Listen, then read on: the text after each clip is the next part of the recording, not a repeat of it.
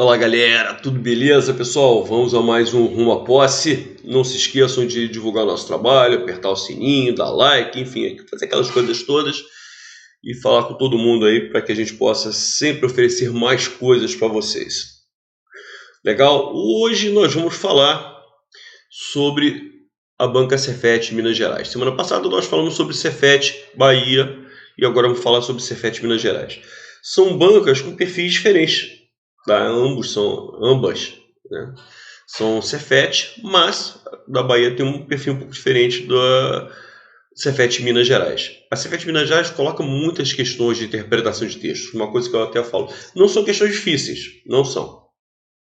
Numa prova de 10 questões, por exemplo, você vai encontrar 6, 7 de questões de interpretação, embora sejam questões de interpretação mais simples. Agora eles trabalham muito com a identificação dos recursos de argumentação. Tá? Se o texto, qual o tipo de recurso utilizado, informações de terceiros, exemplos, tá? Então você tem que identificar, enfim, quais são os recursos de argumentação, analogias, emprego de dados estatísticos, certo? Então, dados estatísticos, informações de terceiros, exemplos concretos, e assim vai. Então, há questões que o cara pede, que essa banca solicita esse tipo de identificação. Beleza, galera? Mas, repito, não são questões difíceis, mesmo que as pessoas nunca tenham estudado os recursos de argumentação. Por exemplo, o cara que faz o meu curso, ele vê todos os recursos de argumentação, ele consegue identificar. Quando ele vê um número, um dado estatístico, lógico que ele identifica que aquilo ali está sendo utilizado para comprovar uma tese. Né? Porque os recursos de argumentação são justamente empregados com essa finalidade. Tá? É comprovar uma opinião, comprovar uma tese. Então eles perguntam aí quais foram os recursos argumentativos utilizados na prova, no texto. Conectivos, eles cobram sempre, muito. Mais uma banca que também mergulha no assunto. Muito, né? Sobretudo a parte de conjunções. Muito mais conjunções do que preposições, sem dúvida alguma. Eles reforçam muito mais esse lado da conjunção do que da preposição. Beleza? Ótimo. Estilística. Estilística são as figuras. Figuras de linguagem, figuras de pensamento. E também a identificação de um fragmento, se aquele fragmento está escrito ou uma palavra, enfim, no sentido denotativo, que é o sentido oficial, ou no sentido conotativo, denotação e conotação. Sentido conotativo, que é o sentido figurado. Então eles gostam de perguntar em prova se aquele fragmento ou se aquela palavra está sendo utilizada no sentido denotativo ou conotativo, no sentido oficial ou no sentido figurado. Tá? Coesão textual, outro assunto que eles cobram muito. Identificação, se aquele pronome oblíquo está se referindo a um determinado tema, a um determinado termo, perdão. Se o pronome relativo, quem é o antecedente do pronome relativo? Basicamente, a identificação de antecedentes. Tá? Essa é a ideia de antecedentes. Então, a outra parte de coesão textual a gente já falou, que é a parte de conectivos, que existe a coesão sequencial, que é feita pelas conjunções e preposições. Essa coesão sequencial é aquela que estabelece relação de sentidos entre os termos, e a coesão referencial, que é aquela que se refere a termos anteriores, a termos antecedentes. Formação de palavras é outro assunto que eu não vi em muitas provas, não. Vi em algumas. Tá? Perguntando se aquela palavra tem uma derivação regressiva, se é uma parassíntese. Então vi isso em algumas questões. Sintaxe. Isso eu vejo. Se o termo é objeto direto, objeto indireto, os tipos de sujeito. Né? Eu trouxe até uma questão de sujeito desinencial. O que é um sujeito desinencial? É quando o sujeito não aparece explícito, mas pela desinência você consegue identificar o sujeito. Tá?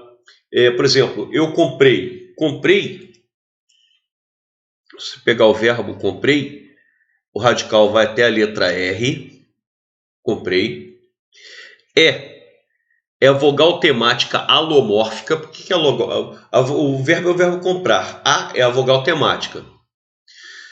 Tá? Então, é um verbo de primeira conjugação. Só que na primeira pessoa do singular do pretérito perfeito, esse assume essa função de vogal temática. Tá? Então, é uma vogal temática diferente. Tem uma alomórfico, justamente significa...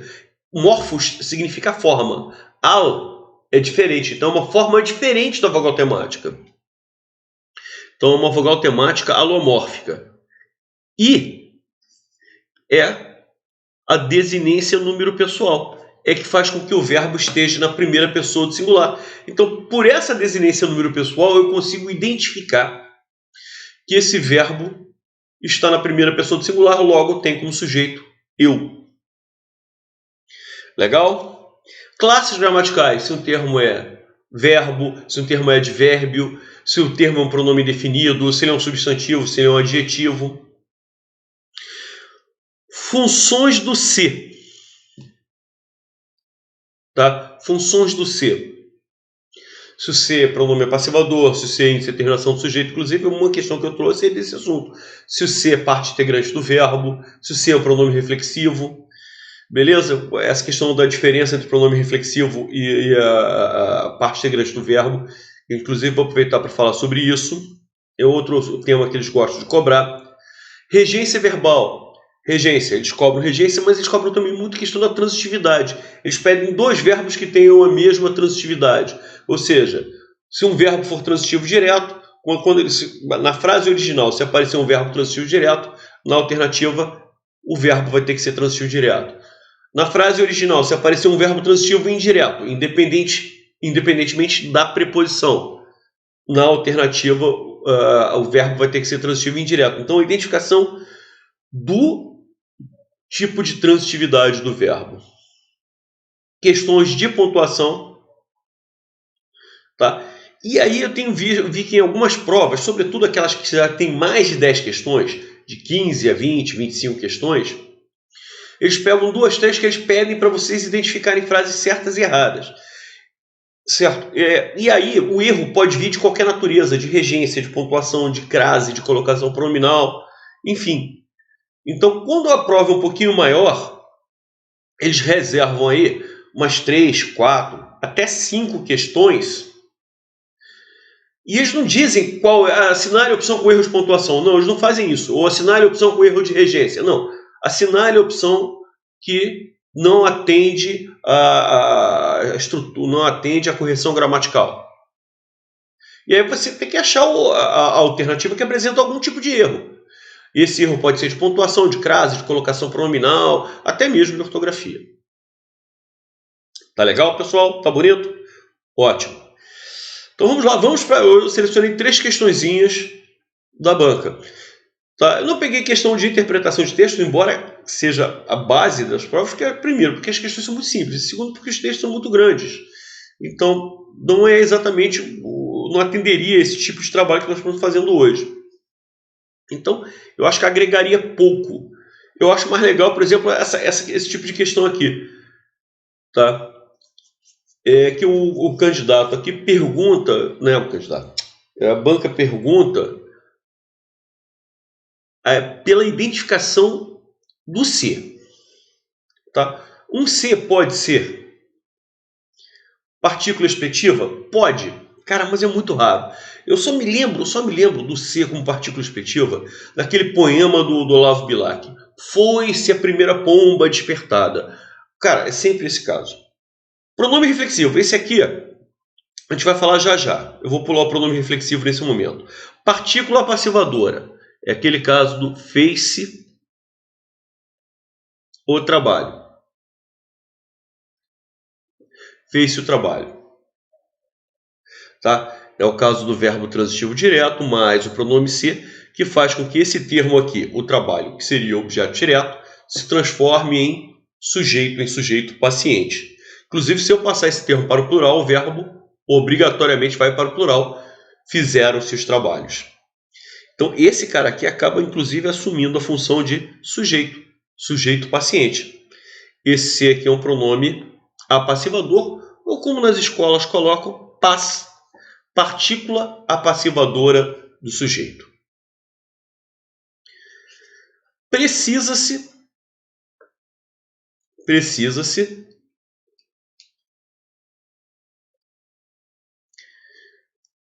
de novos funcionários, novos servidores. Quem precisa de alguma coisa, de novos servidores, é objeto indireto. Então eu tenho aqui um verbo transitivo indireto mais o pronome ser. Verbo transitivo indireto mais o pronome ser, esse ser aqui é índice de indeterminação do sujeito.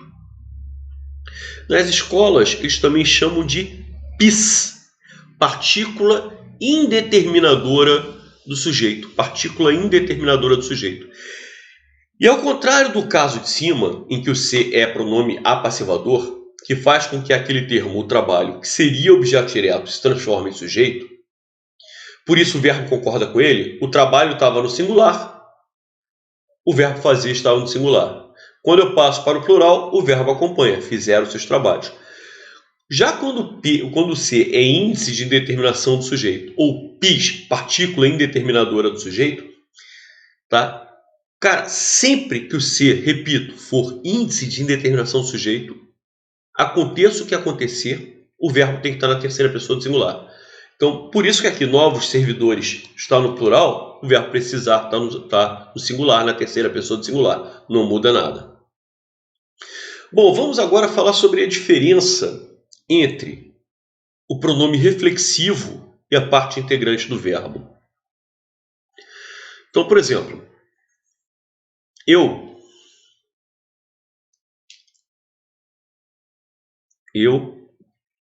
me inscrevi. Ai, droga, esse risco maluco aí do nada. Eu me inscrevi no concurso. Gente, esse risco aí é coisa do além, tá? Eu me inscrevi no concurso. Este pronome oblíquo me é pronome reflexivo, porque eu inscrevi, mas eu inscrevi uma pessoa, que no caso sou eu mesmo. E ele é um pronome reflexivo, porque o cara que pratica a ação é o mesmo que sofre a ação verbal. E da mesma maneira que eu me inscrevi, eu poderia inscrever uma outra pessoa qualquer. Eu poderia te inscrever, eu te inscrevi no concurso. Só não haveria mais a reflexividade. O mesmo cara que praticaria a ação de inscrever não seria mais o mesmo cara que receberia a ação de ser inscrito no concurso. Certo? Então, na realidade, o que é reflexividade? É uma coincidência entre o cara que pratica e o cara que sofre a ação verbal. Coincidência essa que pode deixar de existir a qualquer momento. Então, eu, por exemplo, eu poderia substituir esse me aqui por te. Lógico, só não seria mais reflexivo porque o cara não seria mais o mesmo. Eu te inscrevi no concurso. Eu inscrevi meus alunos no concurso. Agora, eu me referi a seu trabalho. Isso aqui é uma parte integrante do verbo, eu me referi. Esse me. Vê se eu consigo substituir por te. Eu te referi a seu trabalho? Não faz sentido. A frase não faz sentido. Tá? Então, olha só a diferença entre o pronome reflexivo e a parte integrante do verbo. A parte integrante, ele integra o verbo. Tá? O verbo não é conjugado sem ele. O verbo escrever, ele é conjugado sem o pronome oblíquo. E eu posso escrever uma outra pessoa qualquer. No verbo pronominal, que é justamente esse que vem junto com o pronome parte integrante, o pronome vai ter que estar sempre na mesma pessoa do verbo. Você vê, referir está na primeira pessoa do singular. O pronome oblíquo me também está. Né? Ele se referiu. Referiu está na terceira, o pronome se está na terceira. Nós, olha o pronome oblíquo nos, referimos. Referimos está na primeira do plural, o pronome oblíquo nos também na primeira do plural. Bom, vamos então agora ver essa frase. Olha lá. Quem deseja convencer seus leitores ou espectadores de que ele pensa fora da trivialidade dominante, tende a parecer-se. Esse cara, ele se parece com aquelas crianças. Olha lá, eu conseguiria substituir esse se aqui, por exemplo, por me? Olha lá, ele se inscreveu no concurso. Eu consigo substituir se por me. Ele fez a inscrição, mas ele me inscreveu no concurso. Sim, quando eu falo ele se inscreveu, é reflexividade. A reflexividade, porque ele escreveu e ele escreveu a si mesmo. Mas eu posso substituir ser por me, só deixa de haver reflexividade. Ele me inscreveu. Legal? Então, agora, ele me parece com aquelas crianças ou ele se parece com aquelas crianças? Esse cara que faz essas coisas todas, esse cara que deseja convencer os leitores, esse cara se parece com aquelas crianças. Você consegue substituir esse se por me, por nós? Esse cara nos parece com aquelas crianças? Não. Então, nesse caso aqui, esse se é uma parte integrante do verbo. Pive. Também chamado de pive. E a mesma coisa aqui, ó. Eu posso falar, eles me gabam de ter quebrado um grande tabu? Eles me gabam ou eles se gabam? Então eu não consigo alterar. O verbo gabam está na terceira do plural, o pronome ser que pode ser terceiro do singular, terceira do plural. Tá? Então eu não consigo alterar, não há reflexividade. São verbos pronominais, são verbos que são conjugados com pronome. Né? O verbo parecer, tá? Ele tem dois sentidos. Certo? Um, de ter a aparência. João parece com Pedro. Nesse caso aí, tá? Ele nem vem com o pronome oblíquo, mas quando ele vem com o pronome oblíquo, ele vem com o pronome oblíquo parte integrante do verbo. É justamente o que acontece aqui. Tá? Então, esse cara se parece, quando tem essa ideia de ter, tá? Ele se parece com aquelas crianças. Quando ele vem com o pronome oblíquo, esse pronome oblíquo ele tem que estar sempre pela mesma pessoa do verbo. Isso é característica típica dos verbos pronominais. E o verbo gabar vai ser sempre pronominal. Eu me gabo disso.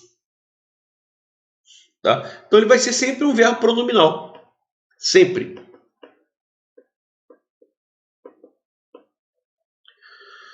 Então, essa questão tem como resposta a letra D de dado. Vamos agora para a segunda questãozinha. Olha lá. Houve emprego de sujeito desinencial, certo? Sujeito desinencial, a gente tem que identificar o sujeito. O sujeito não aparece explicitamente. Certo? Esse verbo aqui está no infinitivo. Lidar. No infinitivo impessoal. Se ele é impessoal, não tem nem pessoa. Então, esse fato, isso, exige. Então, o sujeito do verbo exigir, é a oração. Então, o sujeito está explicitado no texto. Somos está na primeira pessoa do plural. Se o pronome nós não estivesse explicitado na frase, serviria como sujeito desinencial. Porque o sujeito não pode estar explicitado. Aqui está explicitado. Mesma coisa, olha lá, letra B. Nas comunidades agrárias, o menino de 7 anos trabalhava. Quem é o sujeito que trabalhava? É o menino. Está explicitado no texto. E as meninas cuidavam. Quem é o sujeito de cuidavam? É as meninas. O sujeito está explicitado no texto. A figura do adolescente que mora, tem como sujeito o que por sua vez faz referência à figura do adolescente. E essa figura do adolescente surgiu. Quem é o sujeito de surgiu? A figura do adolescente. Então o sujeito está explicitado. O sujeito está explicitado, pronto, está resolvido o nosso problema. Letra D de dado. A mortalidade infantil era altíssima. Quem é o sujeito de era? É a mortalidade infantil. O sujeito está explicitado. Não serve. O sujeito está ali. Porque o sujeito desinencial você identifica pela desinência, não porque ele esteja explícito. Tá? Por meio da desinência número pessoal, você consegue identificar. Não está escrito aqui, mas eu sei quem é o sujeito. Isso é o sujeito desinencial. Tá? Que muitos autores chamam também de sujeito oculto. É aquele que não está explícito. Então, quem o sujeito era? É mortalidade infantil. A frase, então, explicita, né, aponta, identifica quem é o sujeito. Da mesma forma como ensaiamos, ensaiamos está na primeira do plural. Nós ensaiamos, beleza. Mas o pronome nós está escrito? Não. Mas eu sei que o sujeito é o pronome nós, por quê? Porque ele tem a desinência número pessoal mos. Mos. Repare que todos os verbos, em todos os tempos, todos os verbos, em todos os tempos, na primeira pessoa do plural, a forma termina em MOS. Verbo ser, futuro do presente, seremos. Termina em MOS. No pretérito perfeito, fomos. Verbo ter, no futuro do subjuntivo, primeiro do plural, tivermos. Então, esse MOS identifica que o verbo está na primeira pessoa do plural, ou seja, que o sujeito dele é o pronome nós. Certo? É o pronome nós. Então, todos os verbos da primeira do plural têm essa terminação, MOS. Tranquilo? Ótimo. E como o sujeito não aparece explicitamente, ao contrário do que acontece na letra A, em que o nós aparece no texto, tá? Aqui eu identifico porque o verbo terminou em MOS, mas não porque o pronome nós tenha aparecido na frase. Porque se o pronome apareceu na frase, eu não posso chamar de sujeito desinicial, não. O sujeito está explicitado, o sujeito está explícito.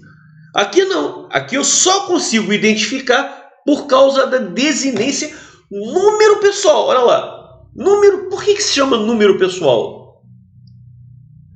Por quê?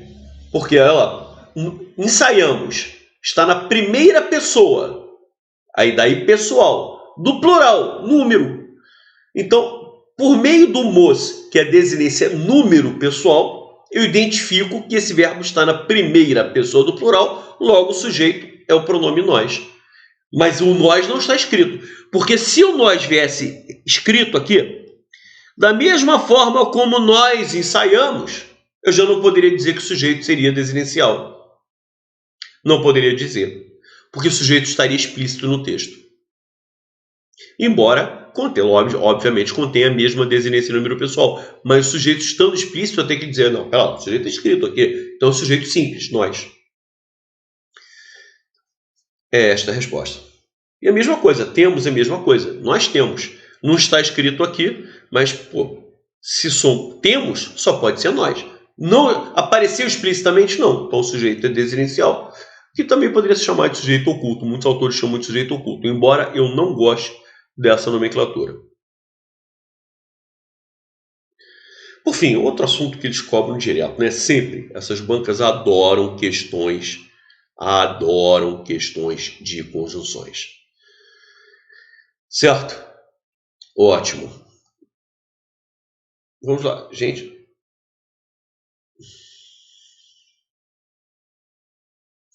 Perdão, gente. Essa questão aqui foi da semana passada. É que eu acabei não apagando aqui do nosso, quando eu recortei e colei. É essa questão aqui. Mas é questão de conjunções também. Vamos lá. Não altere nada. Tá, eu aproveitei a base da outra lá para fazer esse novo arquivo. É essa questão aqui de conjunções. Vamos lá. A relação de sentido estabelecida pelo conectivo da oração grifada está corretamente identificada em... Então, questão de conjunções. A outra também seria do Cefet Bahia, que nós vimos semana passada. Também desponta assédio quando, no momento em que... quando é uma conjunção subordinativa temporal. Então, vai estabelecer a ideia de temporalidade? Com certeza. Então, olha lá, também alguma coisa desponta assédio assim que, no momento que... Tá legal? Então, quando sempre vai dar a ideia de tempo, gente? Inevitavelmente. No entanto é sinônimo de porém, contudo, todavia, não obstante, certo? É um conector, é uma conjunção coordenativa adversativa. Então vai estabelecer uma ideia de oposição? Sim. Adversidade, oposição, contraposição são sinônimos. Beleza. Letra C. Penso, inclusive, que não existe usar o termo em inglês, pois a existência, porque a existência, uma vez que a existência, porquanto a existência. Gente, para mim, eu vou ser muito sincero, para mim esse conector aqui, ele é um conector causal. Mas, gente, eu vou até falar para vocês já de uma vez por todas. As bancas tendem a colocar tudo num bolo só, causa e explicação, tá? Nem toda explicação é uma causa, mas toda causa é uma explicação. Então, eu vejo demais as bancas classificarem as conjunções causais como conjunções explicativas. Isso acontece demais, mas acontece demais mesmo, tá? Então acontece demais, tá? Eles chamarem os conectores causais explicativos. Até me faz de uma determinada maneira faz até sentido, porque, como eu acabei de falar, toda causa não é uma explicação, né? João faltou porque está doente. Porque está doente é a causa dele ter faltado. Mas também não seria a explicação de ter faltado? Sim. Nem toda explicação é uma causa, mas toda causa é uma explicação. Então, o que eu vejo aqui, por exemplo, esse conector é causal. Mas, pô, se ele é causal, vai dar uma ideia de explicação? Sim. Letra D. Vamos lá. Parte dos pais educadores ainda não percebeu, aliás, poderia ser percebeu ou perceberam, né? Porque parte dos pais dá aquela ideia partitiva, então o verbo poderia concordar com parte ou com pais educadores. Então poderia ser percebeu ou perceberam. Ainda não percebeu que nenhum incêndio começa grande, certo? Como dizem os bombeiros. Opa, pera lá, isso aí não é comparação. Isso aqui é uma ideia de conformidade. Esse como é de acordo com que, em conformidade com que, em consonância com que. Então há uma ideia de conformidade. Esse como aqui não é comparativo, ele é conformativo. Então vai dar uma ideia de conformidade. Para você comparar, você tem que ter elementos afins. Na realidade, os bombeiros dizem isso, né? Conforme eles dizem, muita gente ainda não percebeu determinada coisa. Então, é inconformidade, segundo dizem os bombeiros. Então, olha lá. Então, primeiro eles dizem uma coisa e os fatos acontecem em conformidade com o que eles dizem. De acordo com o que eles dizem. Se é uma ideia de estar de acordo, é uma ideia de conformidade, não uma ideia de comparação. Então é essa a resposta que ele pede, a única que está mal colocada, né? O comentário está incorretamente identificado, todas as outras estão certinhas. O primeiro realmente dá ideia de tempo, o segundo é um conector adversativo, logo dá uma ideia de adversidade. A letra C, explicação e causa, estão em sentidos muito próximos. A letra E está bacana também, essa preposição para vai estabelecer ideia de finalidade. Lembra que eu falei para vocês, olha lá, são questões que envolvem mais conjunções do que preposições. Mas ela aparece numa preposiçãozinha aqui. Olha a preposição. A fim de, com o objetivo de, com a finalidade de. Cara, se eu substituo o conector pela palavra objetivo, a fim de, com o objetivo de evitar, se eu substituir pela palavra objetivo, amigo, pode ter certeza, a ideia de finalidade. Perfeito. Então, confirmamos a resposta dessa questão, é a letra D de dado. E hoje a nossa live teve até direito a uma questão que foi da live, da nossa live, do nosso rumo após a questão do rumo após anterior, né? Essa aqui, né?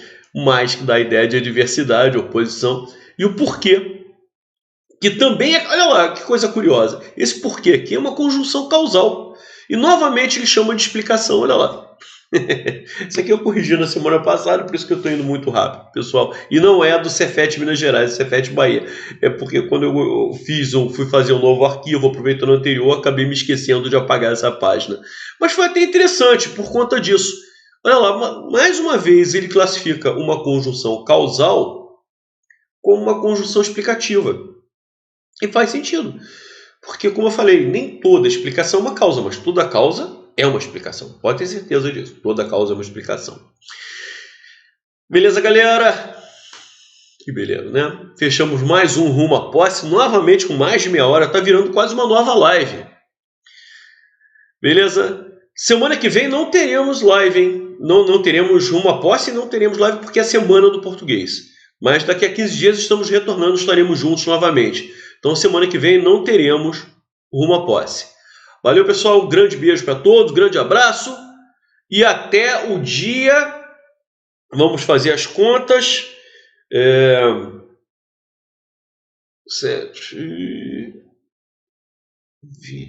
16, 23. Até o dia 23 de setembro. Grande abraço para todos, pessoal.